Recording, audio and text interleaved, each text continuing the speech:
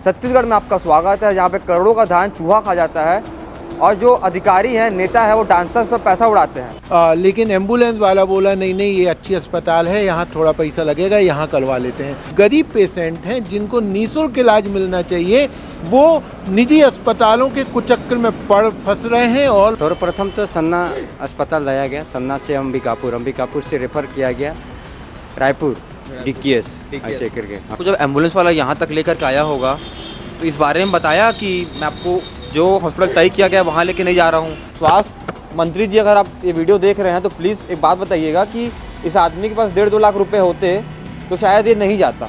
मरीज को मरीज की तरह देखिए, ATM कार्ड की तरह मत देखिए। वो बोला कि नहीं भैया, बढ़िया हॉस्पिटल है, वहाँ भी स्मार्ट कार्ड आप लोगों को चलेगा, क्योंकि हम यहाँ के बारे में नए थे तो जानते नहीं थे।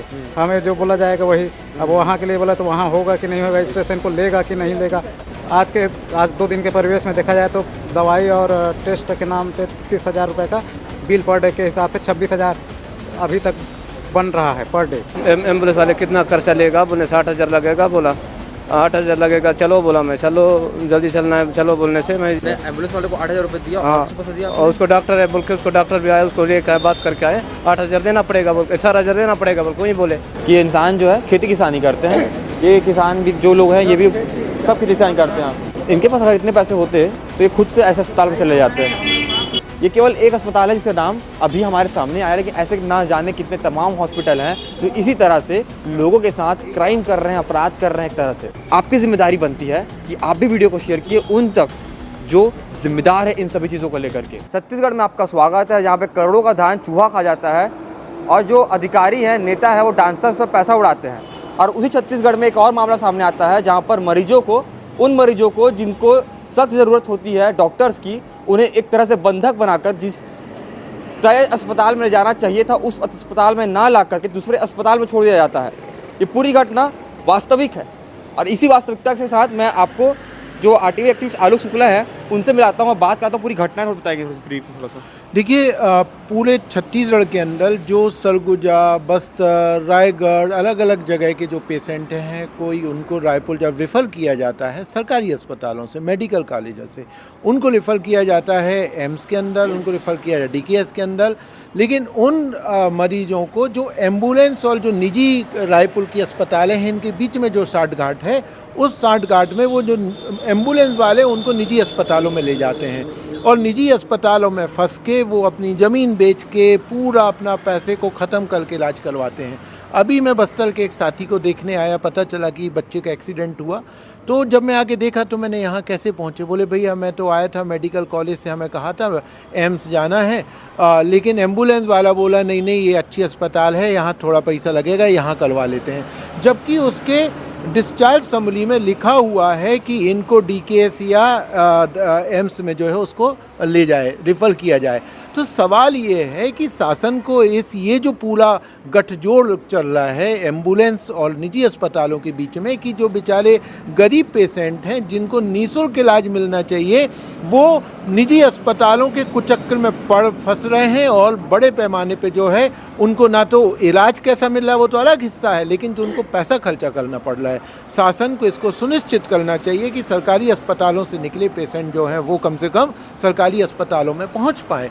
और ये यहाँ का मामला यही देख लीजिए आप, जसपुर के पेशेंट के साथ भी यही हुआ, रायगढ़ के पेशेंट के साथ भी यही हुआ। जसपुर का पेशेंट तो DKS अस्पताल को रेफर किया गया जसपुर से, और वो वहाँ से अस्पताल को पाल करके जो है शहर के दूसरे छोर पे आ रहा है। तो आप समझिए कि नेक्सस कितना बड़ा है और व्हाइट कॉलर क्राइम है। तो बिल्कुल, और यदि सरकार इसको नहीं तोड़ सकती है तो सरकारी अस्पतालों को बंद कर दे।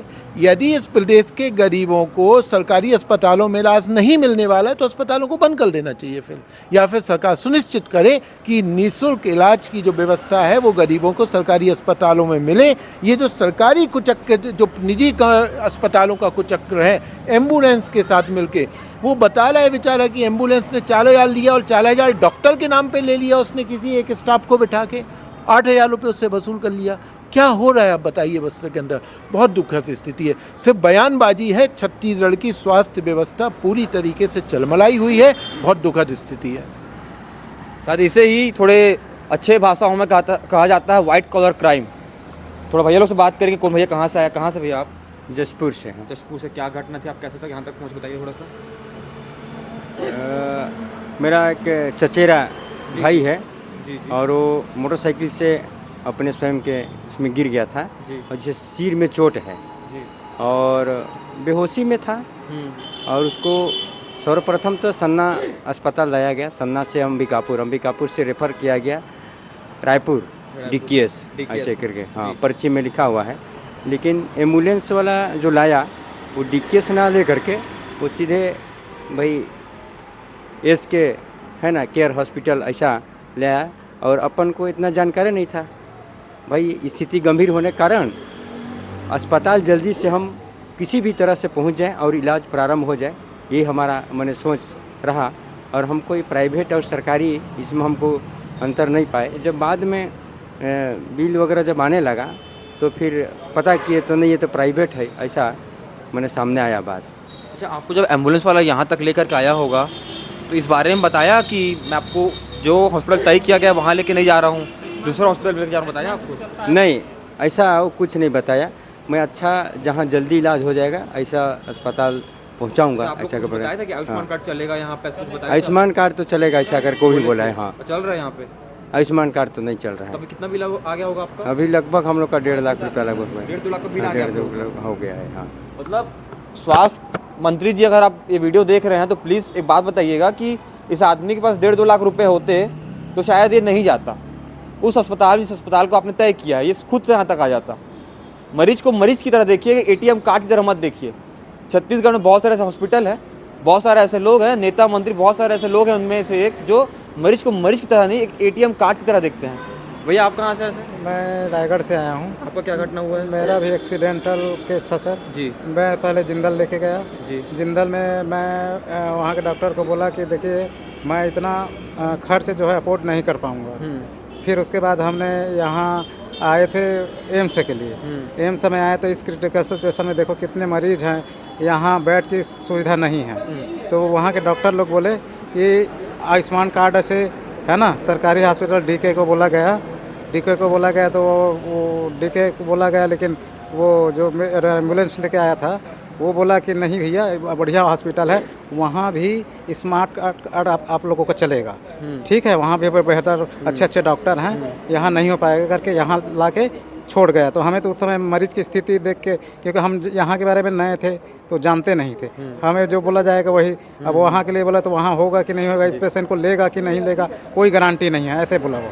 मैं जानता हूँ बढ़िया डॉक्टर हैं यहाँ, बोले ठीक है। तो यहाँ लेके आए, तब से लेकर आज तक हमारा लगभग ये मान के चलिए 27 तारीख तक हॉस्पिटल मैनेजमेंट का 2,07,000 ऑलरेडी हो चुका है, जबकि हम जो है डॉक्टर फीस दे ही रहे हैं, दवाई का खर्चा दे रहे हैं और टेस्ट वेस्ट जो रोज़ के रोज़ आज 2 दिन के परिवेश में देखा जाए तो दवाई और टेस्ट के नाम पे 30,000 रुपये का बिल पर डे के हिसाब से 26,000 अभी तक बन रहा है पर डे।